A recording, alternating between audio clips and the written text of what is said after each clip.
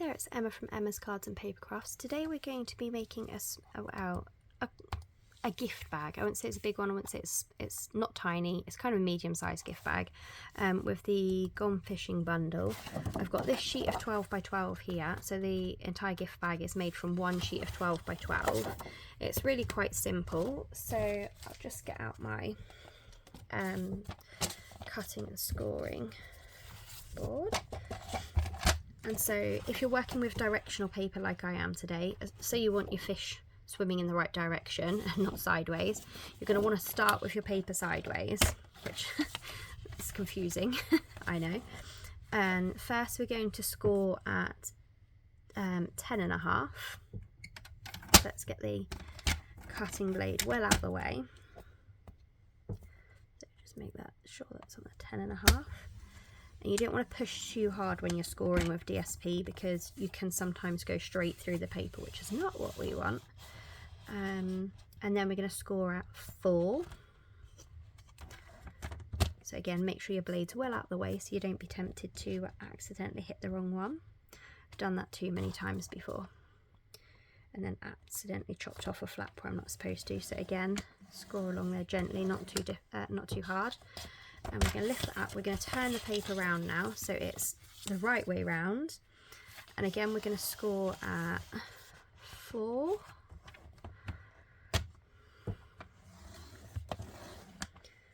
And 5.5.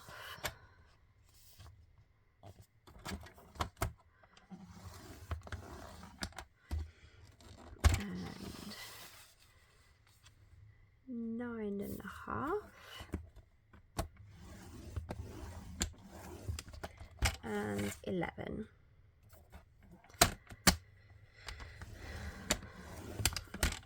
So you won't be able to see my lines all that great, I'm afraid, just because of the colour paper we're using. So your first lines we did was this one here, which was at 4 inches, and then the one at 10.5. So give those a good fold. Again, just be a little bit gentle because it's DSP rather than cardstock. We've got one here, another one here,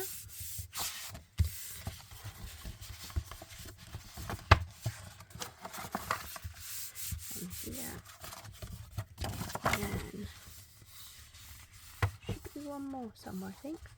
Or my measurement's completely off, or no, I've missed a line. There it is. I was going to say, I thought I had one more line to find. So,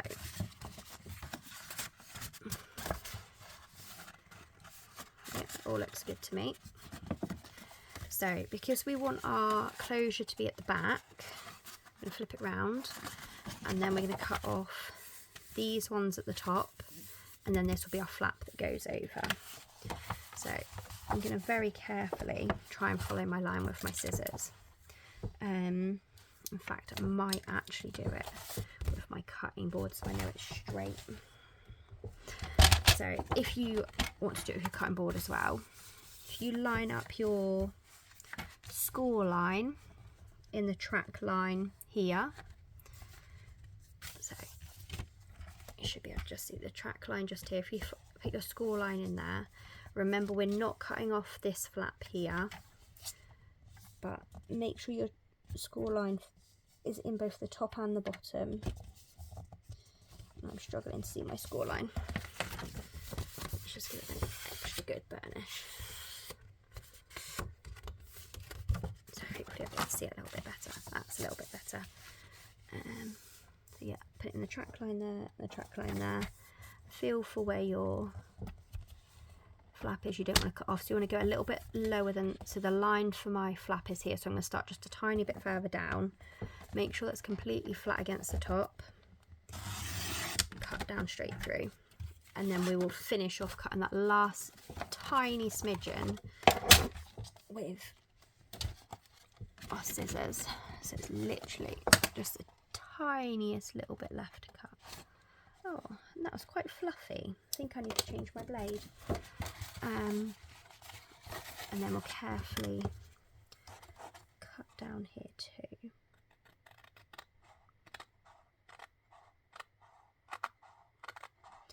you could have done that one with your cutting tool as well if you wanted to. I'm sure this one's going to be fine. So we're just going to try and get rid of some of this fluffiness that we've got going on behind.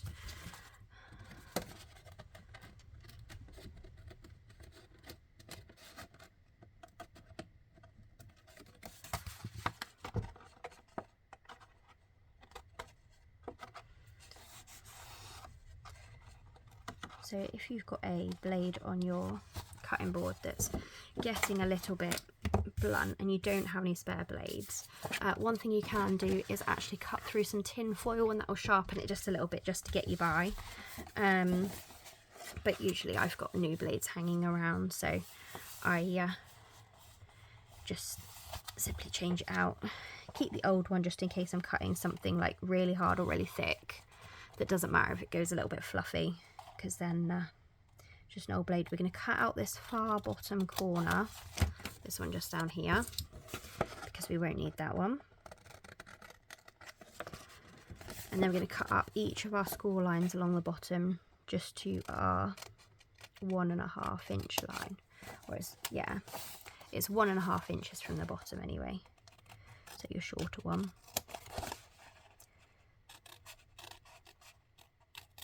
So the bigger ones I like to keep straight at the edges, but the smaller ones I'm just going to notch them slightly, like so, and like so.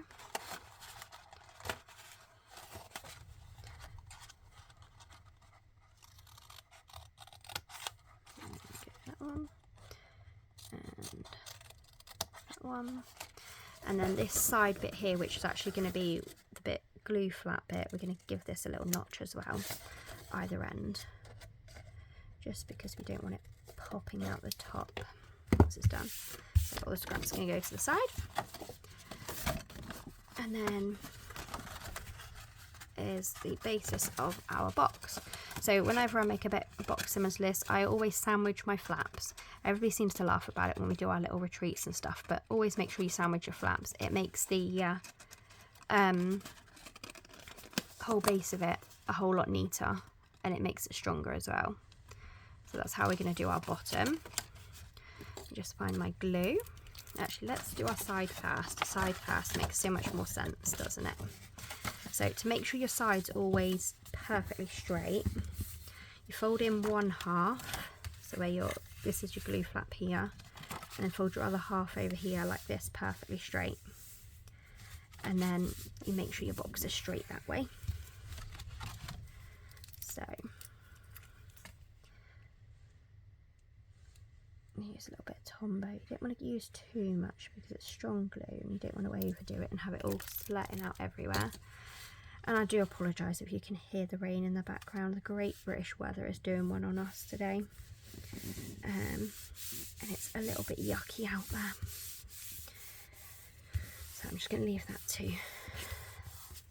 go down nice and flat. And there we go, so that makes it nice and square. So if you look very, very close, we've got a tiny little rim along here, but it means it's square because it's the same distance all the way along. So it must have been one of my score lines was just a smidgen off, but that's not a big deal. So now we're going to look at the bottom. We always want to put the back flap in first, so that you've got your front flap pointing backwards, so you don't have any rough edges on the front here. Excuse me throwing it around. So we're going to put glue all along the bottom here, and we're going to be not too generous but quite generous with it, because we want it to make that base nice and solid. So let's go stick those down too gently, and then put a tiny bit on top of these flaps here.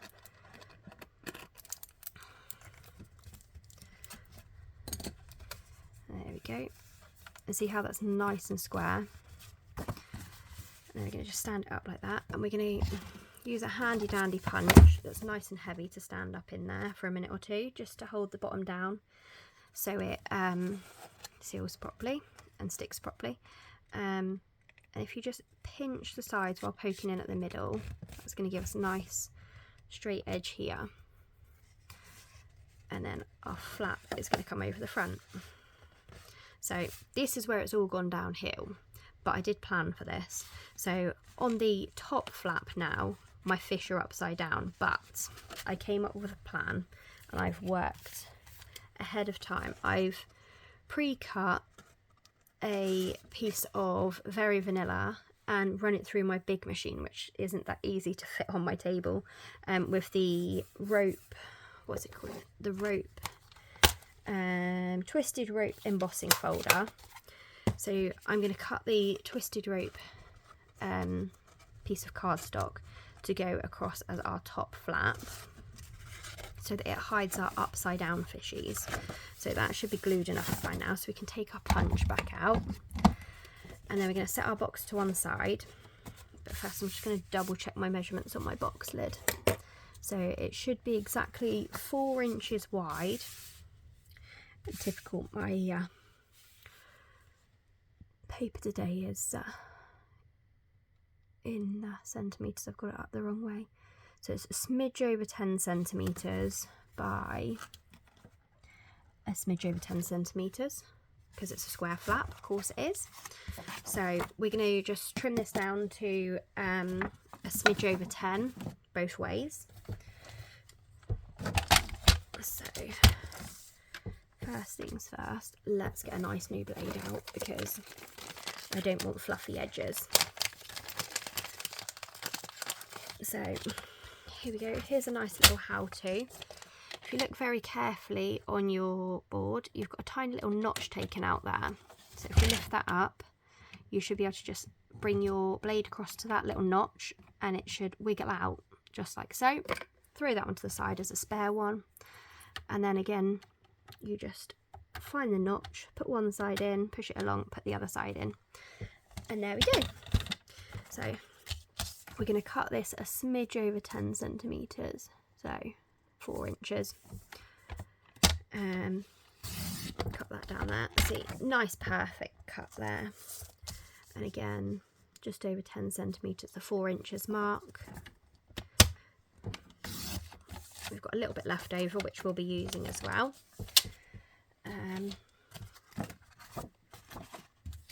What we're going to do is we're going to lay our box down, upside down, and glue on our flap. Just double checking the size to make sure it's not too big or too small.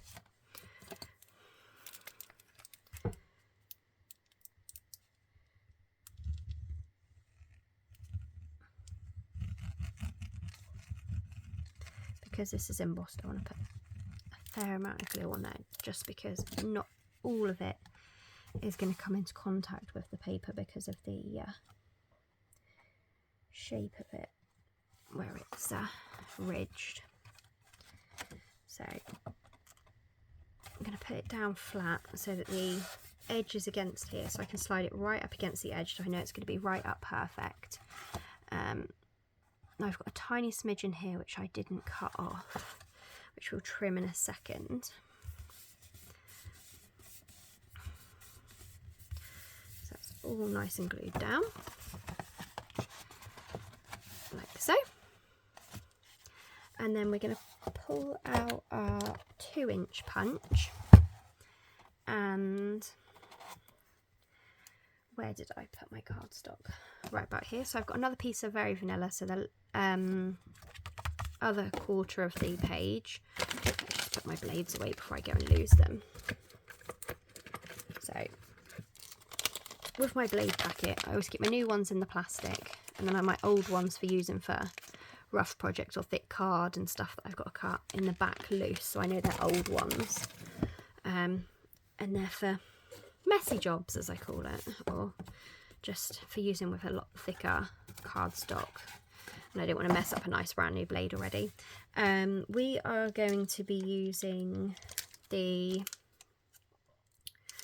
what stamp shall we use? It's got to fit inside my 2-inch punch. So if we punch out our 2-inch circle first, we can then decide which sentiment we're going to use. Because I haven't made this for any specific occasion, but So if you punch it out, there we go, that one fits nicely. You could either do Happy Father's Day or So Glad That You're My Dad. We're going to do So Glad That You're My Dad, because then I know I will use this gift bag and it won't just go into the box of all projects. So let's just take that one off there. There's a block mounted on. And what ink shall we use? What colours have we got on our cardstock? We've got Night of Navy, Boho Blue. I think that's the colours they are. Night of Navy and Boho Blue.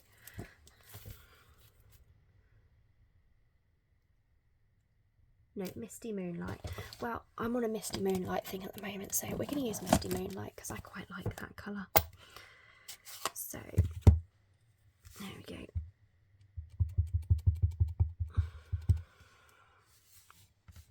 Excuse my head if you get any of my head in this. I'm going to stamp that on our circle. There we go. Just pop that down. And then, what was I doing? Might find a scrap of Misty Moonlight out of my folder. So I have a massive folder of cardstock, this one here, and I have every colour in here, and they're all in their little groups, and they've all got stuck in the ring binder, and it's all in their colour families. So I know that I need to go right to the back for Misty Moonlight, and I bet you this is when I find out that I've run out of Misty Moonlight, because it's one of my favourite ones and I don't have much left. Nope, we've got some scraps, that's good. Let's have, it keeps running away from me and I'm bending the other cardstock. There we go. I think that one's big enough. Let's find our next size up circle. Yeah. So we're going to use the 2 3/8 punch. Didn't really plan this very well. Plonk that over there. Swivel back. So I'm going to punch out the 2 3/8 circle as well, just to give it a little bit of colour behind it. So we're going to outline it like that. And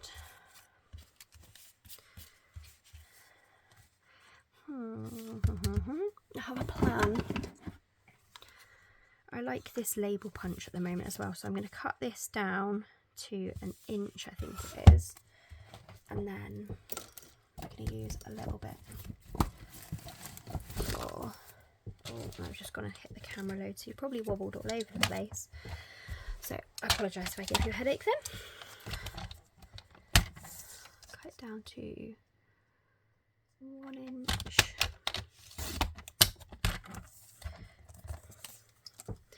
And I'm just going to cut a smidgen, because at the moment this is the perfect width for the box. So I'm going to cut ½ inch off, I think.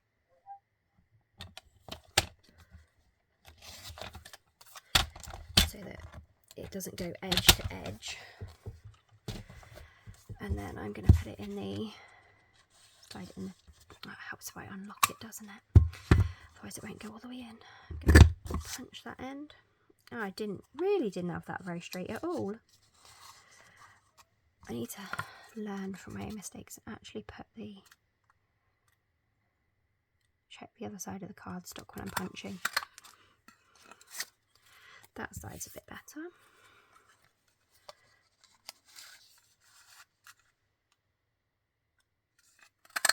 There we go. So roughly the same both sides. Let's get rid of some of these rubbish bits in my bin.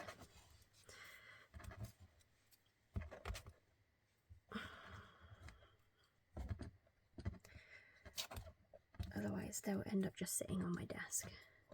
Clean as you go. Oh, it's a bit stuck to the desk and I can't get it. There we go, got it. Right, so let's bring our box back in. Let's trim off this tiny bit at the side that I seen earlier that I missed. So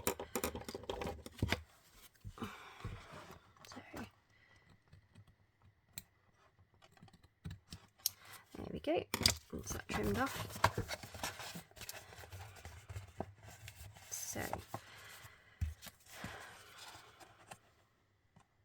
what I'm looking to do now, I've put my circle over here, is I'm going to use my circle, that as my background, like that, so that the circle holds the flap closed.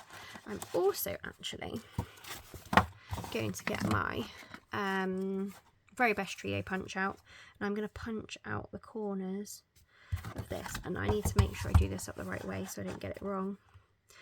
It's going to be a little bit tricky because obviously I've got cardstock and DSP here. Yeah, I've got that round the right way. Now I need to flip it over. There we go. Just to make those corners just a little bit nicer. So everything's going everywhere now. Too much stuff around me. Right, that's that done. Right, so now we're going to layer up these bits. So let's get some dimensionals on the go. I need to find some. I did sort these out the other day, but then, right, there we go. This is the ones we want. We want some big ones. So, yep, that's the back. We want 1, 2, 3 on that one. Maybe 4 on the back of this circle. 4 on there, and we're going to go double whammy. We're going to put this one on dimensionals too, probably just 3 on this one. So we're going to hold our box shut and then decide where we want. I'm not going to stick it down just yet. I think I'm going to want that about there, and then my next, so let's attach our first circle to the blue one. No, let's not put those down. Let's not put those down. Let's put them straight in the bin. So, there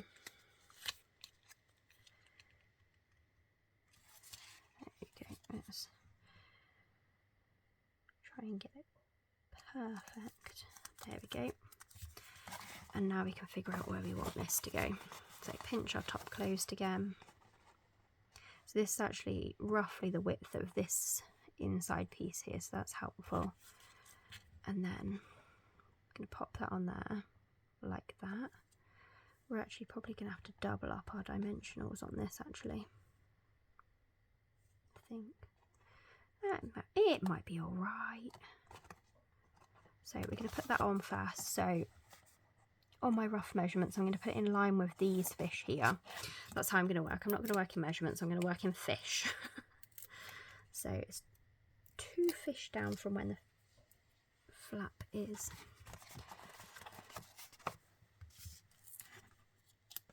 closed. That looks about straight to me. Then we're going to take the dimensionals off this, off the dimensional backs anyway. Put those in the bin. And then, oh, don't drop it. I don't want to be chasing it. And then we're going to put this in the middle here. So you've got just enough to hold your flap shut like that. And then it untucks. And I'm going to pinch this just a little bit further down actually. And actually this isn't quite stuck here, so I'm going to run a tiny bit more glue along there. So I want that to stay stuck. I don't want that coming undone.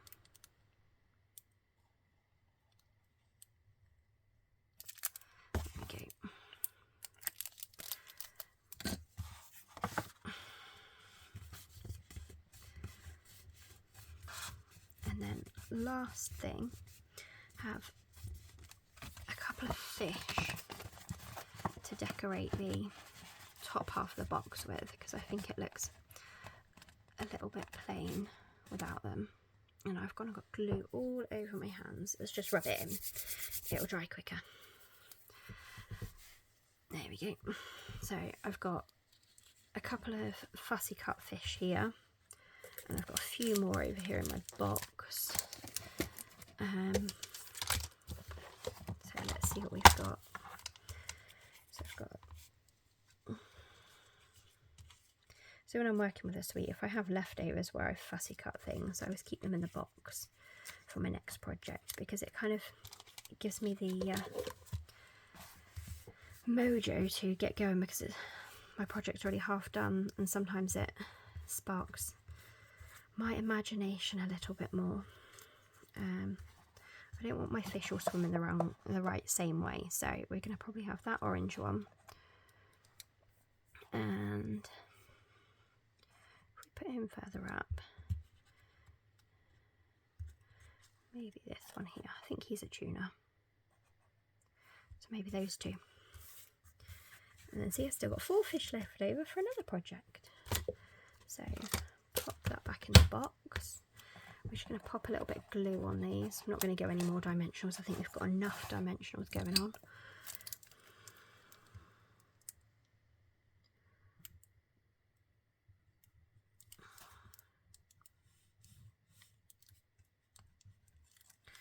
Oh, and I can hear my skylight dripping upstairs.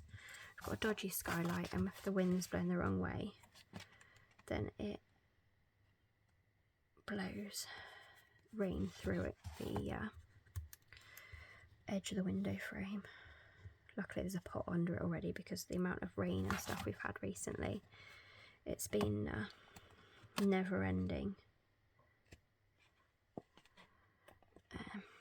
So there we go, there's our fishes, and there we go. So it's a decent sized box. You could fit, I don't know, sweets, chocolates, notepad, pen, plenty of decent sized stuff in it. So the overall measurement once it's finished, so it's 1.5 inches wide, and it is, from top to bottom, is 16.5 centimeters, which is about 6.5 inches tall.